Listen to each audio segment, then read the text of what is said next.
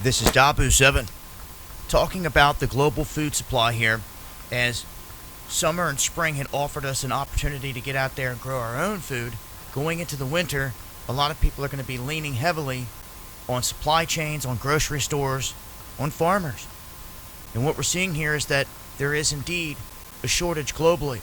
Now, the UN had come out and had made these statements here not too long ago saying that the world would face famines of biblical proportions. I'm not so sure that many people caught that or heard that warning that they said. So much news floating around every day and happening, all these alerts and warnings. But this is kind of like the slow kill. Like when I talk about the frog slowly getting cooked and not realizing it. The shelves are becoming barren, and this is happening in many different cities. Now, your city may go to the store, may look fine, but I'm telling you, from the feedback that I get from all across the world, people are telling me they're walking in stores in their hometowns, and it doesn't make sense why some of the shelves are cleared out when there's no rush, there's no massive lines, and you have these big corporations saying that they're stockpiling, like your Walmarts and your Krogers. But yet you walk into the store, some of the shelves are empty and they're limiting items, and yet there's no rush on items. Other places seem to be moving along just fine.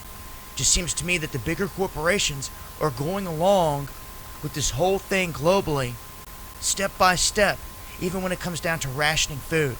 As I had said many times before, I feel like we're still in beta mode with all these beta tests happening here throughout this whole thing. One area that I want to point out is South America.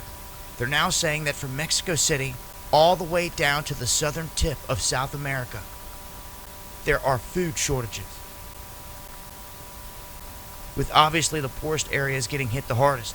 So this is pretty widespread, and we can be affected by this big time here in America as well. And it could creep up on us out of nowhere as the dollar loses buying power and becomes weaker, and food becomes more scarce, and the price naturally starts to inflate. There's going to be a crossroad between the two where the dollar's coming down and the prices of food are going up, and it's going to catch people off guard. So once again, if you don't have a plan out there for food storage, please get one.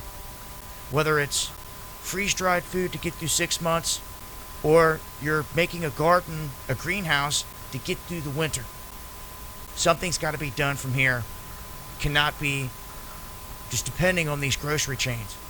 So show some support to your local farmers. That will go a long way, that's for sure. And it'll help keep them in business and help keep you with fresh food in town. I'll leave a link, and I'm going to break this down further on the next live stream, so make sure to join me over here on D Live, going live Monday, Wednesday, and Friday, 9 p.m. Eastern. The gloves come off over